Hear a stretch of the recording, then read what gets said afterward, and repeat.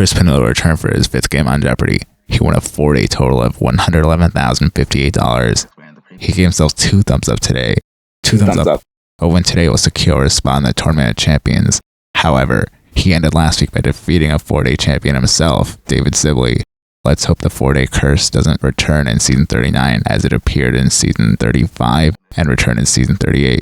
Ken Jennings' instruction was, with just 3 weeks and 4 days to Season 39, and we've already had a succession of mini-streaks here on Jeopardy! We've had a 3-day winner, we've had a 5-day champion, and now we've had 2 4-day champs back-to-back, following a huge win yesterday for Cris Pannullo, his 4th straight runaway game. It's looking likely we're going to see Cris back in next year's Tournament of Champions, but I'm guessing he would like to lock up that spot with the 5th win today. I actually expected Ken to say we've had a 3-day winner who defeated a 5-day champion, since Emmett Stanton went on a mini-streak after Luigi secured his spot in the Tournament of Champions. For the 4th game in a row, Cris got the first daily double. He made it a true daily double, got it right, and went to $6,800. For a 2008 album, this singer declared, "I am Sasha Fierce," a more outgoing stage personality. Fans were thrown off when Cris answered, "Who is Knowles? Beyonce Knowles?" Yeah, I thought it was strange myself to hear that, since she's one of the biggest one-name pop stars. Jeff recently published a book about learning dialects and voice training. Speaking of books, Joe's reading all of Agatha Christie's books. I thought of doing that myself. Chris's anecdote was about his girlfriend saying she was a wonderful coach, a wonderful partner, and a wonderful human being. Why are there already Christmas questions? Only 2 days before this episode aired, I already started seeing Christmas candies next to the Halloween candy. Cris ended the first round winning $10,800. Joe was in 2nd place at $1,800, and Jeff was in 3rd place at $1,600.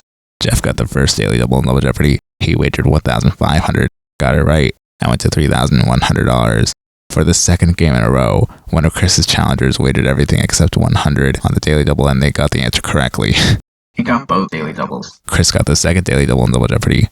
Risked $5,200, unfortunately answered wrong, and went down to $12,400. If you can believe it, this is Chris's first daily double to be incorrect, and the first daily double to be answered wrong since last week when he defeated David Sibley. Cris also found 12 daily doubles in his first 5 games, and answered 11 correctly. You're not as good as James Holzhauer, you say. Another Christmas question, and I was just as surprised that Cris didn't answer as Ken was. In It's a Wonderful Life, Bailey Building and Loan is described with this contemptuous term from the poker table. After no one buzzed in, Ken said, "Oh, we stumped our ex-poker player with Penny Ante." Joe won a Double Jeopardy! Winning $200 after being in the red for a suspenseful amount of time. Her reaction was funny. Jeff was in 2nd place at $12,700, and Cris was in lead in his first non-runaway at $16,800. The final Jeopardy! Category was Nobel Peace Prize winners. The question was, he served as Bishop of Lesotho from 1976 to 1978. The answer was Desmond Tutu. How rhymey. Yes, Archbishop Desmond Tutu, South Africa's first black Anglican archbishop and apartheid opponent. Joe and Cris answered correctly. I like Joe's reaction again. Cris wagered $8,601 and took his final score to $25,401. He's now at a 5-day total of $136,459 and is the 2nd champion this season to secure a spot in the next year's Tournament of Champions. The Overheard on Set was titled, "Cris Secures a Tournament of Champions Spot." Ken pointed out that Cris pauses before giving the answer. Cris says that 90% of the time, he's still thinking of the answer, and 80% of the time, he's thinking of if it's the right answer. They talked briefly about the Tournament of Champions. Then Ken asked if Cris saw himself as TOC caliber coming in. Cris answered no, especially coming in the first day against a 4-day champion. Now, since Cris made his first 4 games runaways, and since he won 5 just now, I thought this video would have included his statistics.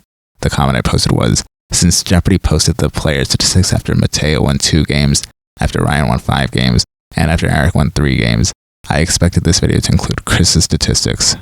I mentioned earlier that Cris was the 2nd player to secure a spot in the Tournament of Champions next year. Luigi de Guzman was the first. Both made their games runaways at over $30,000, and Luigi's highest total score was $42,001, so that would be fun to watch. Congratulations to Cris. We'll see him again on Monday. And as always, thank you for watching.